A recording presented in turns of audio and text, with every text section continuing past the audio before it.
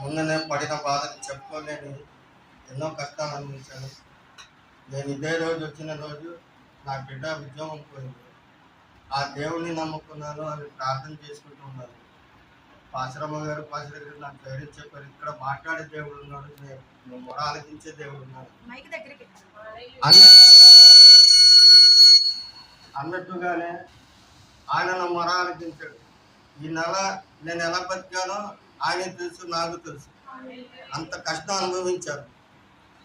4 రోజుల క్రితం నా బిడ్డకి ఉద్యోగం వచ్చింది. కోరమండలి కంపెనీలో ఉద్యోగం వచ్చింది, మంచి జీతం. మందు మానేశాడు, 24 గంటలు తాగేవాడు, ఇంటికి వచ్చేవాడు కాదు. నేను ఒక్కడి ఒంటరిగా నరకం అనుభవించాను నా బిడ్డ కోసం, నా సమస్య. నా భార్య లేదు, బస్తా బియ్యం తిని చుట్టాలు ఉన్న కూడా ఎవరు లేని అనాథలాగా ఉండిపోయారు. నా కన్న కూతురు వదిలేసింది, నా అల్లుడు వదిలేశాడు, మనవడు వదిలేశాడు. ఒంటరి జీవితం ఎంత నరకం ఉంటుందో మీ అందరికీ తెలుసు. భార్య ఉన్నా పర్లేదు, కానీ భార్య లేని ఒంటరి జీవితం నరకం.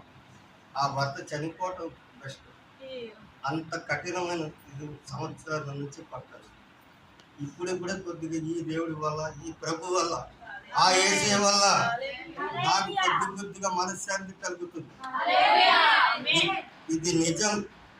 మీ ముందేదో గొప్పని చెప్పడం కాదు, నా జీవితంలో జరుగుతున్న నిజం. ఇక్కడ దేవుడు తిరుగుతున్నాడు, అది నిజం. నేను చెప్పే మాట ఆయన ఆలకిస్తున్నాడు, అది నిజం. ఇది పచ్చి నిజం. నా అనుభవం చెప్తున్నాను. నాకు 58 సంవత్సరాలు పుట్టిన కానీ విగ్రహారాధనలు తిరుపతి అలా తిరిగా. ఏది నా జీవితంలో లేదు. సంపాదించినంతా పోయి రూపాయి లేకుండా నడి రోడ్డు మీద నిలబడిపోయా. ఒక దేవత ద్వారాగా ప్రభు నాకు అన్నం పెడుతున్నాడు. ఇది వాస్తవం, ఎవరో కాదు, రాజేశ్వరి గారి అమ్మగారు. దేవుడు ప్రత్యక్షంగా కాకుండా పరోక్షంగా నాకు సాయం చేస్తాడు.